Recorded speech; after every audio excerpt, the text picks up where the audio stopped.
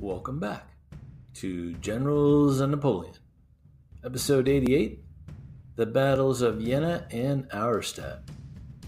Before we begin, I'd like to remind all of our listeners that if you'd like to support our podcast, please go to patreon.com/Generals and Napoleon. If you'd like to support our podcast in other ways, please go to Spotify, Apple, or YouTube and subscribe or follow us at any of those platforms. As always, we appreciate your support. Now, on with the show. We have a very famous, very prestigious, eminent guest on the line once again, the great Charles Mackay. Hello, Charles. How are you? I'm great, John. How are you? Thanks for inviting me back. Oh, yeah, absolutely. For those that don't know, Charles has been on our show many times previously, has a great Twitter page, Bubbles the Vampire, which is a name that his son gave him for his Twitter page.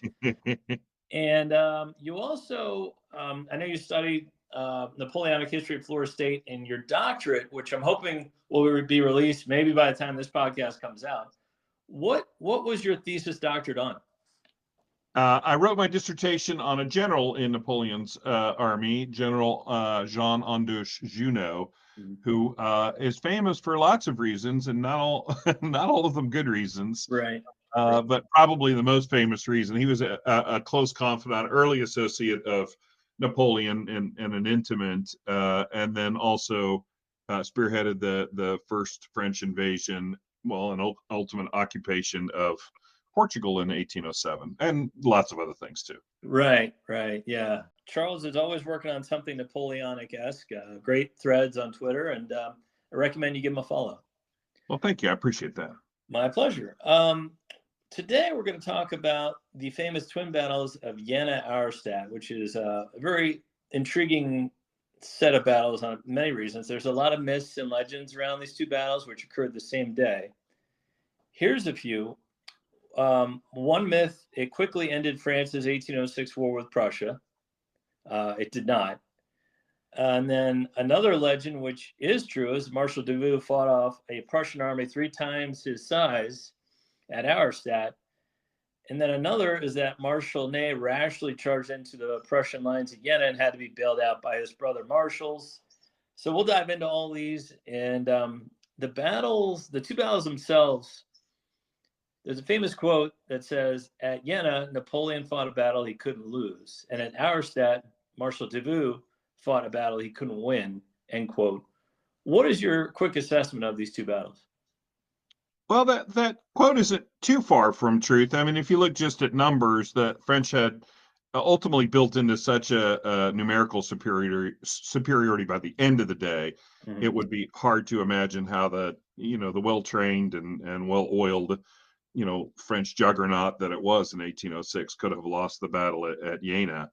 The one at Auerstedt is certainly a lot more interesting in terms of, because the French Davout's corps was grossly outnumbered, but a combination between the terrain and Prussian mismanagement, that did not go well either for the Prussians. No. These were two stunning, and after the pursuit, just complete total victories for the French. Yeah, and the Prussians had a lot of history on their side. Obviously, the great Prussian army, Frederick the Great, it was supposed to be the best military in Europe. But it seems to me like researching the battles, they had too many chefs in the kitchen in terms of generals, where the French, they just had one guy, Napoleon, kind of leading the strategy, don't you think? Yeah, and we'll get into it. There was an unfortunate event where the commander, the Duke of Brunswick, got killed in the middle of the battle, and King Frederick William, who was on the battlefield, did not appoint a successor, but didn't really take command either. So, it just kind of chaos. Yeah.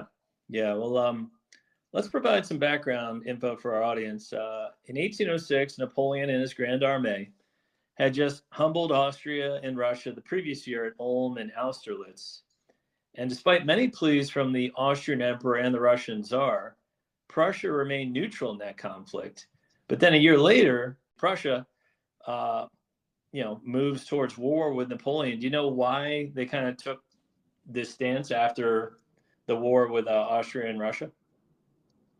Well, In part, there was a little bit of dissension within the royal family and within Prussia itself. There was essentially a war camp and a camp that counseled more prudence.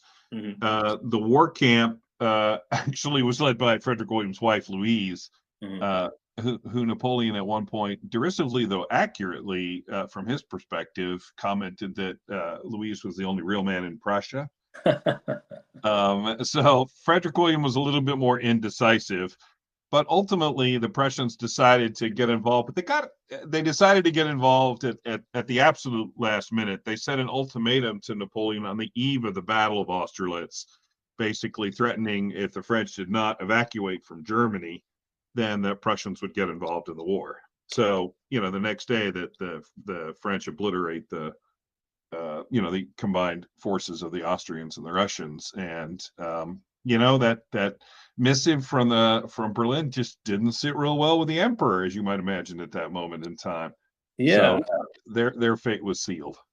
Yeah, and obviously the listeners of this podcast know a lot about Napoleon. Can you tell us a little bit more about the Prussian king, Frederick William III? Well, I think for our purposes here, the chief character trait of Frederick William was that, in fact, he was irresolute. Mm-hmm. Making decisions did not come naturally. It was not something he was particularly comfortable with. He's beset by advisors on every side of any issue, either counseling war or prudence or whatever the case might be. And Frederick William, there's a lot of deference paid to there's still a lot of veterans left from Frederick the Great's army, including generals and other officers, and even some enlisted men still in the force. So I think Frederick William was a little overpowered, probably, by that shadow that Frederick cast. Yeah. The great Frederick the Great. Yeah. And he was well-meaning. He was, in today's parlance, the measuring stick seems to be if you want to go have a beer with the guy, and he was a kind person. So I think by today's standards, people would want to go have a beer with him. But he probably just, he wasn't the ideal king for the situation at hand. Right. He Well, wasn't particularly militaristic, which, considering Prussia's stance, there was no other set of states in Europe that had a higher percentage of folks involved in the military than the Prussian state. Some 18th historians have called Prussia a military state. I'm not sure I'd be willing to go that far, but in terms of percentage of the population involved in the army and the percentage of the state's revenues that were dedicated to the maintenance and recruiting and salaries, it was far out of whack with the rest of Europe. But Frederick William wasn't that militarily minded, and he was more than happy to let other officers and other nobles handle the military aspects of court life and decisions. Yeah, it's just interesting to have a cautious king in charge of a militaristic society who is more of a wait and see kind of guy. Yeah, absolutely. Yeah. Well, let's give some background. I know this is the least favorite of describing a battle, but you have to describe the two sides opposing each other, and then we'll get to the battle. Napoleon had honed his Grand Army for years in the camps of Boulogne on the French coast. The Prussian army was renowned for their skill and discipline since the days of Frederick the Great. Napoleon had about 180,000 troops, while the Prussians and their Saxon allies had about 150,000 soldiers. Obviously, Napoleon's got a slight troop advantage. Were there any organizational advantages, one over the other? Well, yeah, absolutely. And this might be, even before the battles began, this might be the telling factor. Napoleon, and for most of your leaders, or most of your listeners rather, this is not going to be, any great news. But for those that may not be familiar, the real flexibility and elegance of the French army was the fact that most of the soldiers were organized into what were called corps. And each of these corps had usually 3 infantry divisions and a cavalry brigade or division as well. Mhm. And the construction or the organization of these corps was such that if any one enemy corps engaged, or several enemy corps engaged a French corps, then that corps was to essentially, the design was that it could fight on its own independently for a half a day or so until other French corps in the area could march to the sound of the guns or to Napoleon's orders and get to the battlefield. Right, which is different from the old lumbering giant armies of before, right? That had the big baggage trains and all that kind of stuff. Correct. And the French corps had each corps had a corps commander that was set, and usually it was a French marshal. Not always, especially later in the empire, but at least for our purposes today, all of the corps that are going to be involved are commanded by marshals. And these marshals had permanent commands of these corps, and they had permanent staff.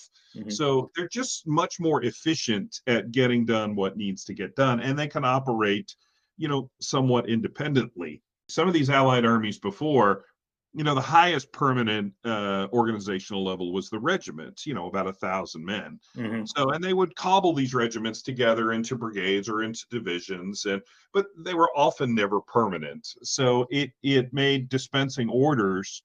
One of the reasons that the Austerlitz, which is such a hassle for the Allies, was that, the amount of paperwork it took to get all of the regiments on the Russians and Austrians to get moving was just staggering. And when you have that kind of load, it's not as flexible. You're not as nimble, and this is the problem. One of the problems that the Prussians are going to find themselves in. Now, man for man, soldier for soldier, the Prussian soldiers were excellent soldiers. Good morale, disciplined. In a fight, straight up, they're going to give as good as they're going to get. And the Prussian cavalry had a reputation of being the finest in Europe. Right. Certainly one of the best mounted. But most of those tactics that the Prussians were still using were tactics that Frederick the Great had honed in the mid to late 18th century. And while many of them still held sway, some of them did not. The Prussians weren't the best skirmishers in the world. They didn't use their light cavalry to screen their numbers or to gain intelligence as well. Their artillery was certainly not as advanced as the French artillery. Again, most of your listeners will know this, but under the reforms of Griebel before the French Revolution, the French guns were all standardized. The parts were standardized. So if you had a part breakdown on one, you could use it for another. The barrels had been lightened in weight, but still strong enough to use regularly and over again. So there were just so many advantages that the French had in terms of artillery. Yeah. And I remember even as late as 1815, the Prussians were hesitant to change. I remember the Duke of Wellington advising Blucher, like, hey, you shouldn't leave out your infantry just to get pulverized by artillery. And Blucher was like, yeah, we don't like to hide our numbers. We'll just stand out here and take it. Well, Blucher was a bit of a dinosaur too. He plays a role in this battle, and I'm sure we'll talk about him a little bit later on. Yeah, we'll come back to him. Okay, so getting back to our armies approaching each other, they're marching out, but it seems like neither side knew where the other would strike, and they're kind of just fanned out across the countryside, right? Can you discuss the battalion carré and what Napoleon's doing here? Yeah, so and you've hit the nail on the head there, John. The great flexibility the French have is in this kind of construction called the battalion carré, and essentially it's that if you can picture in your mind a square, but it's not a square, you tilt it so it looks more like a diamond. Okay. And so what you got is that they're going to be corps on the left side, they're going to be corps on the right side, and then there'll be some corps in the center. And if Napoleon is advancing due north, as they're going to be in this situation, the presumption is that the point of that diamond will be the first point to make enemy contact. However, if it's not, if the enemy contacts the French on the left side of the diamond, which in fact happens here, then suddenly that left side is now the point of the diamond, and all the other corps file in to provide support. Right. So what used to be the center now becomes the right flank, and so on. Ability to shift on a dime like that is really important. Correct. And the 18th century armies still had an advance guard, and then columns and things and such. And the French were much more. Napoleon's like, all right, let's go for it. This gives the French a lot more speed because they can advance on multiple pass multiple roads, and not necessarily be connected together. And Napoleon has both the confidence and the flexibility that if one of his corps commanders encounters the enemy, then he can pivot and, first of all, confident knowing that whoever makes first contact is not going to, run. Right. But also confident enough to know that the others are going to hustle up and provide support, and then Napoleon can get to the field and improvise a plan. In theory, because in this particular case, one of the corps commanders does not hustle up. And, the famous thing about Auerstedt is the Davout-Bernadotte, Marshal Bernadotte relationship. And basically what happens here is Napoleon has his corps spread out over wide areas searching for the Prussians, which leads to the main controversy of the Battle of Auerstedt and Bernadotte's positioning. According to documents, Napoleon's orders to Davout were, quote, "If the Prince of Pontecorvo, who is Bernadotte, is with you, you may both march together. But the Emperor hopes he will be in position, which has been indicated at Dornberg," end quote. What happened the night before the battle? I know Davout and Bernadotte met, but there's animosity going back years between these two. They didn't like each other. So do you know what happened right before Auerstedt? Yeah, and let me just back up just maybe a half step. Sure. So what Napoleon had intended to do was to leave from Bavaria and march north in the direction of Leipzig, and hope to encounter the Prussians somewhere in Saxony. What Napoleon did not count on was, in fact, for once, the Prussians had advanced further than he expected, both further south and further west. Mm-hmm. So as he's marching north, Lannes' corps bumps into the Prussians at Saalfeld, which is just south of Jena. And a lot of this is going to turn on that river Saal. There's a river that flows essentially southwest, northeast, kind of cutting in that direction. Mm-hmm. And the battle is going to pivot. The Prussians are on the west side of the Saal, and the French are on the east side, which seems a little weird when you think about it. So in fact, the entire bulk of the French army is further east than the Prussians are. Mm-hmm. And so it looks like we're setting up.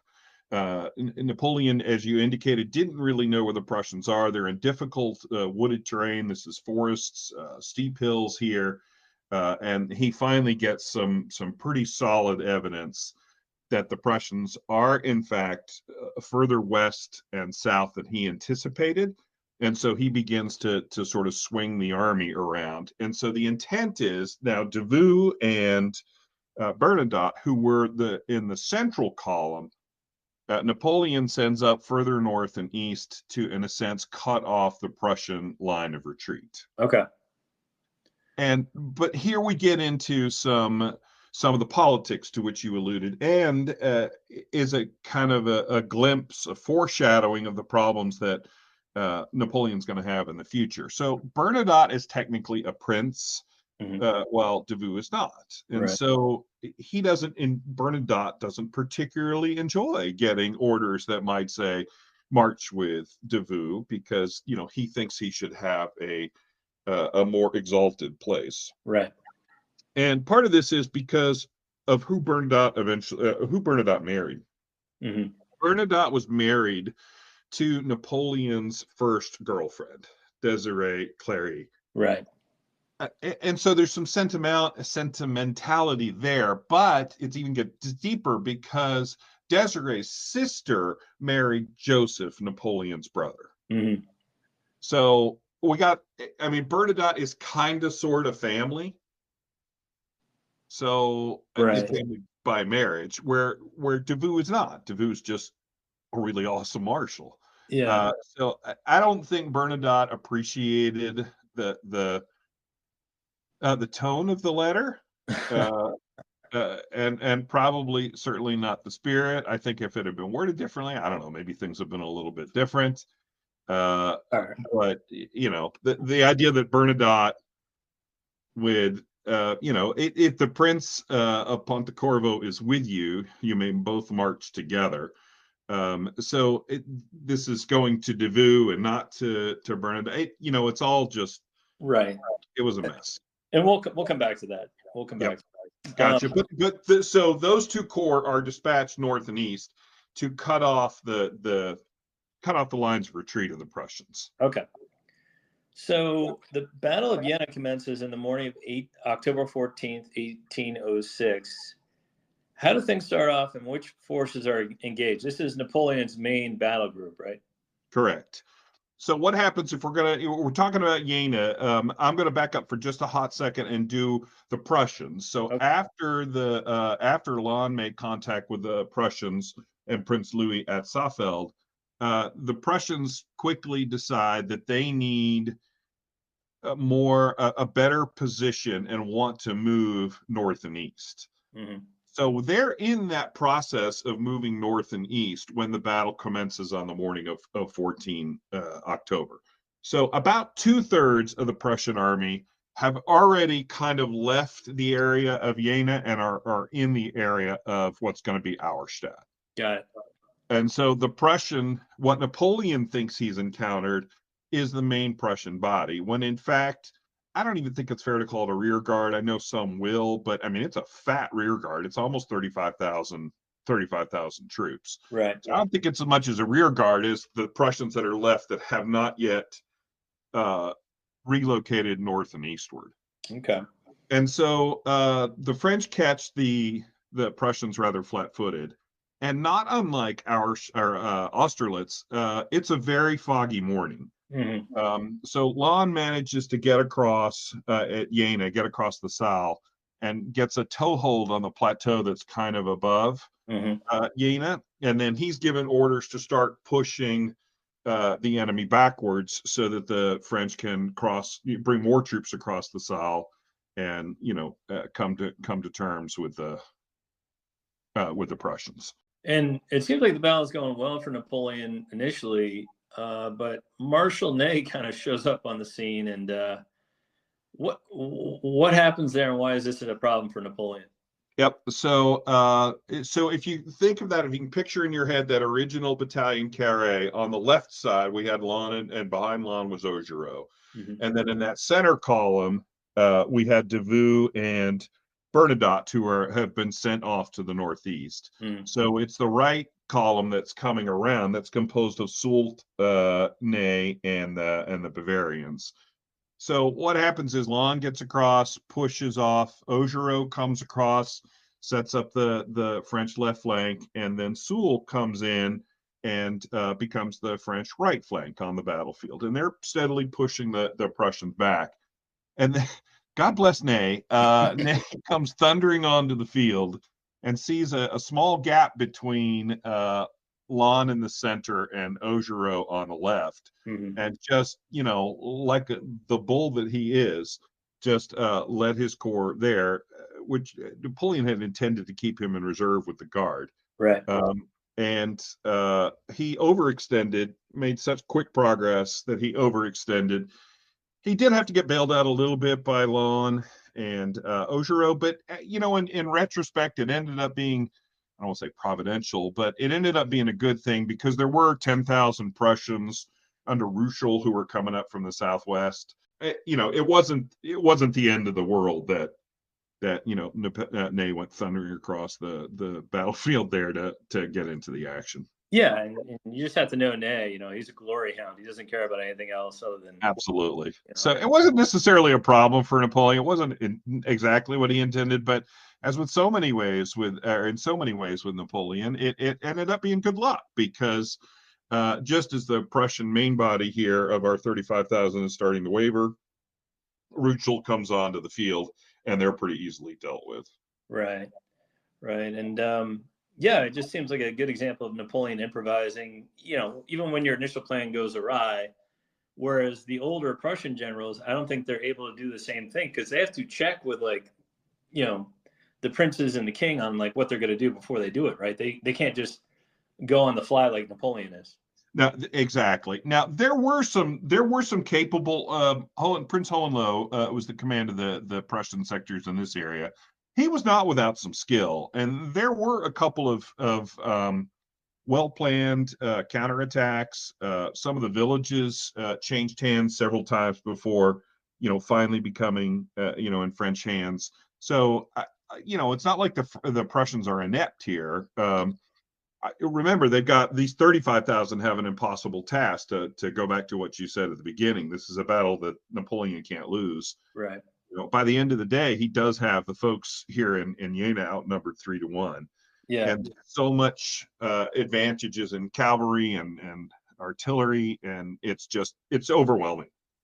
Yeah, and just to tie off Jena, Napoleon seizes the initiative, cracks the flanks of the Prussian army there, and wins his victory. Do you know what the casualty numbers were on both sides?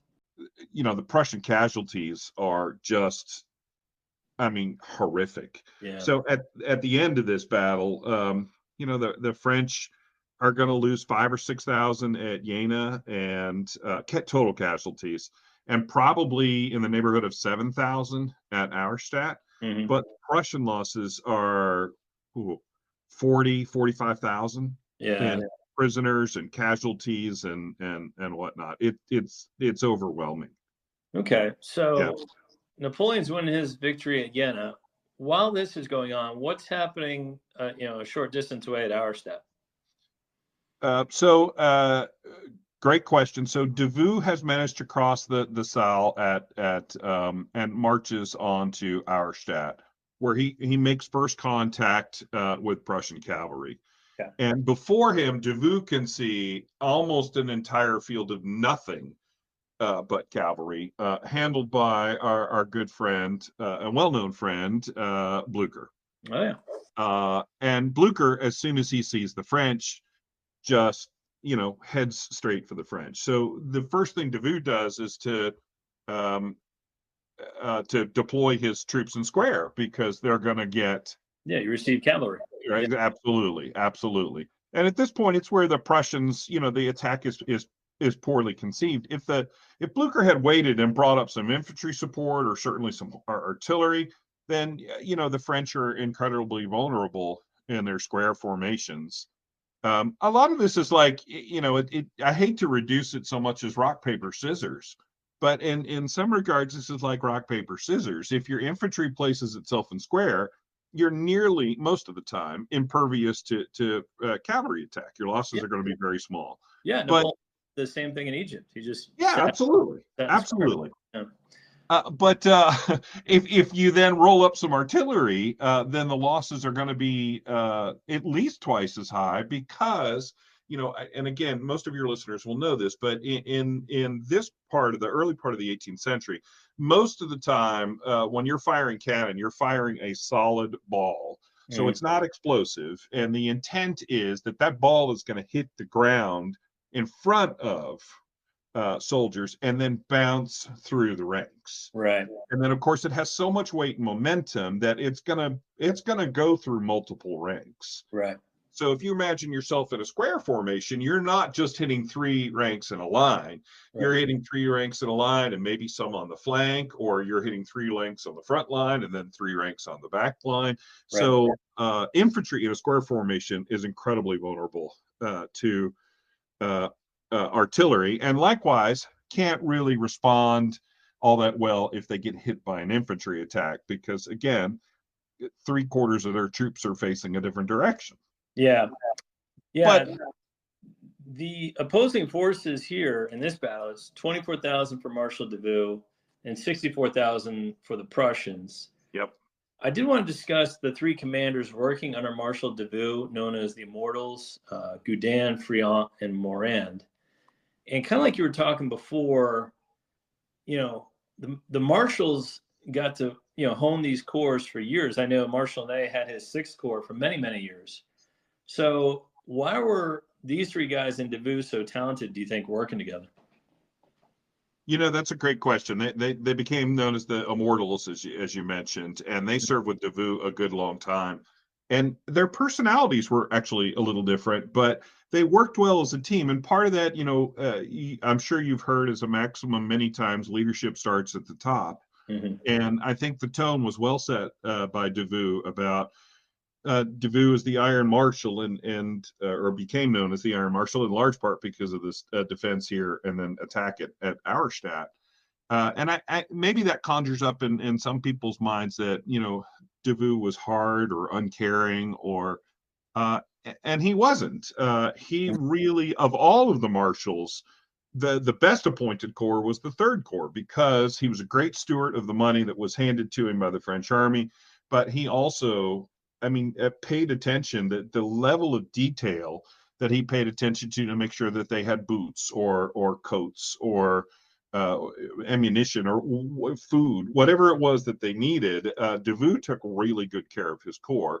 And of course, he's not going to brook any divisional commander or even any officers who are not completely in line with that, with that ethos. I mean, he was professional to the core, with the possible exception of his appearance. We could talk about that if you want to. He was rather sloppy, Yeah. and his personal appearance, but everything else he had taken care of, and he did not brook folks that would not do that. So his leadership staff is all in alignment with sense of professionalism. I think when you have a commander who is successful and has that level of detail, it only elevates your game, I would say, and this is a good case for that. Yeah, absolutely. And I think what maybe some listeners would like to appreciate more about Jena or Auerstedt in particular is that, um, again, this is in a sense a meeting engagement, and by that we mean that the French are moving southwest, the Prussians are coming up northeast, and they bump into each other. So Hmm. what that means is Davout does not have all three of his divisions on the battlefield to meet the enemy at first. It's only Gudin's division Hmm. that's on and immediately has to form square. And they occupy the center position. And then as Moran comes up, he takes the southern or the French left flank. And then Friant comes on and becomes the northern or the French right flank. Hmm. But what that meant was Gudin's division in particular suffered just one unit suffered 40% casualties. I mean, Right. these were just Right. crushing casualties. And all, Davout asked them to do was just hold on. I mean, just hold on. We got people coming. Yep. And the French did not break. But part of the problem was the Prussians just so poorly handled the elements that they had here. It did not help the Prussians that early in this battle, the Duke of Brunswick, the commander of the Prussian army, takes a musket ball through the eye, Hmm. and he didn't die instantly, but he died shortly thereafter. And Hmm. so now the Prussian army is left leaderless, and this is where Frederick Williams' leadership, or rather lack thereof, really hurt because he did not appoint a successor, but he didn't really take command of the battle either. And in an army like the Prussian army, where everything was so relentlessly centralized, this, in a sense, is like cutting off the head of an octopus. You got all these arms that could be uh, utilized, and they're leaderless. Yeah, and yeah, by 10 a.m., the Duke of Brunswick's carried off the field, and by 11 a.m., after hours of playing defense and just getting probably hammered, Davout orders a counterattack and routs the remaining Prussians. Was their morale down, I guess, after their leader went down, or were they just like, we can't crack these French guys, we need to retreat? So it was a great question. It was a combination of a lot of things. Obviously, losing the Duke of Brunswick, who was a sentimental favorite within the army, rattled. Anytime you're going to lose your leader like that, it's going to rattle morale a little bit. Hmm. Um, but they also started to hear rumors that the battle at Jena was not going well. Right. And then, they're kind of looking over their shoulder about that. The French, I don't know if we call it fanatical, but the French resistance was, I'm sure, frustrating, for the Prussians. Here they have all the advantages. Yeah. And Davout just had a knack. Let's give it up for Davout. He had a knack for having sort of a sense, a feel of how this battle was going, and then realized, even though they had been so punished all day long, around that 10:30, 11 hour, as you mentioned, he just had a feeling that, okay, the counterattack is going to be the thing to do here. Because I'm not sure any one of us would be outnumbered 3-1 and seeing a plane just stuffed with Prussians that you would say, okay, let's go on the attack. Right. But he does, and it's that portion of the Prussian army there at Auerstedt just melts away, streaming to the northeast, fleeing the battlefield. Right. Well, let's discuss our friend Marshal Bernadotte, the Prince of Porto-Novo. He was in the area. His forces, no doubt, probably heard the cannon fire of Marshal Davout and Auerstedt. Mm-hmm. Now, Napoleon likes people to follow orders. He doesn't like a whole lot of improvisation, but he does allow it. Do you think Bernadotte should have come to Davout's aid? Well, absolutely. Yeah. Absolutely. It's indefensible that he didn't. And we have archival information that, in fact, there were, they could hear the guns. They could hear the action at Auerstedt. Yeah, and I think Davout sent off messengers, requesting help. Did he not? Yes, absolutely. Frenetic messages. Yeah. And they would only come from Davout because, of course, Napoleon was unaware that of Davout's situation. Napoleon was still under the impression that he had defeated the main Prussian body. Yeah. Yeah, and I read that Bernadotte just kept telling Davout's messengers, like, never fear, we'll be there. And then he just never marched over there, which is, a court-martial worthy. So let's get into that.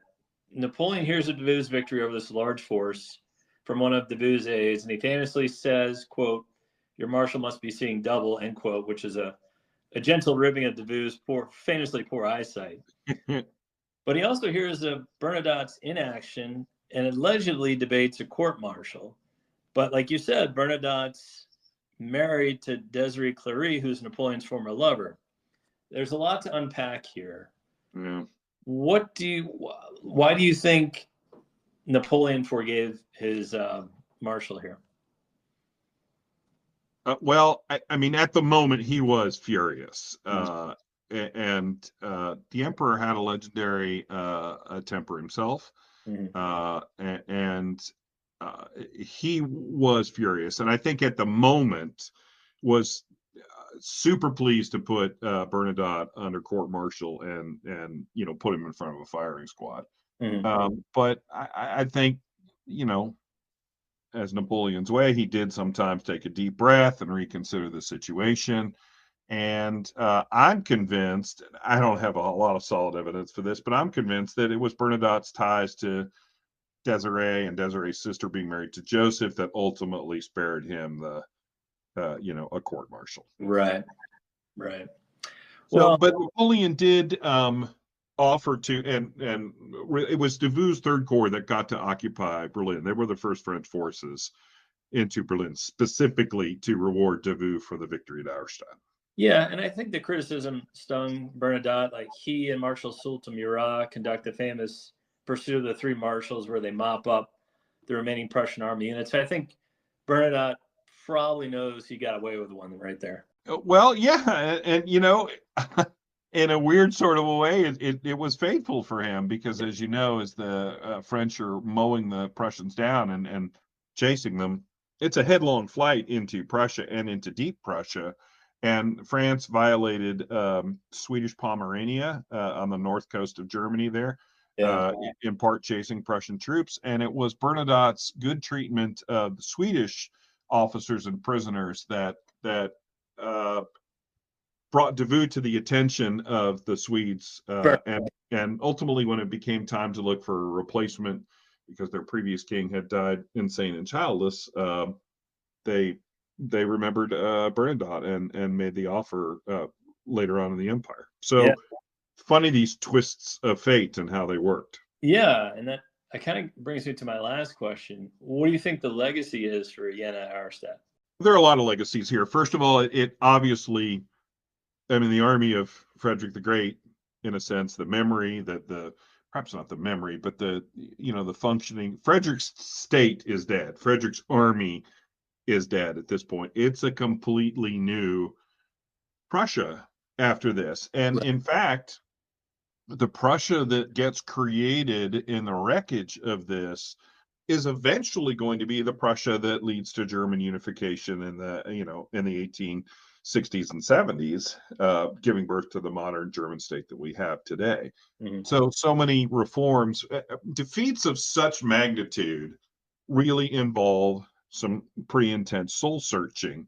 And the Prussians completely remade the army after the defeat at Jena and Auerstedt into a more modern force similar to what the French were doing. They started to harness the sort of nascent sense of nationalism, German nationalism, Right. that was growing during the time period. None of this would have been popular or possible before the destruction of the Prussian army at Jena and Auerstedt. Yeah, it's kind of funny. Like before the battle, I think a lot of people thought, oh, the Prussians will just roll over them. They're the best trained army in the world, and it didn't happen that way. Yeah, and Napoleon had a healthy sense of respect for the Prussian army. I don't think he approached this. I think his scorn that he held for the Spanish is legendary, and he did not have that same impression of the Prussians. He was. He held a great deal of, he personally respected Frederick the Great, did a lot of reading about Frederick the Great, took his sword and sash with him back to Paris after capturing it. So I think the Napoleon and the French had a lot of respect for at least the potential of the Prussians. But, as we see it didn't work out. The Prussians did not keep up with the times. Yeah, there's that great quote from Napoleon when he visits the tomb of Frederick, and he says, "Hats off, gentlemen. If you were alive, we wouldn't be here." Yeah. Yeah. Yeah. No, it's just an interesting twin battle.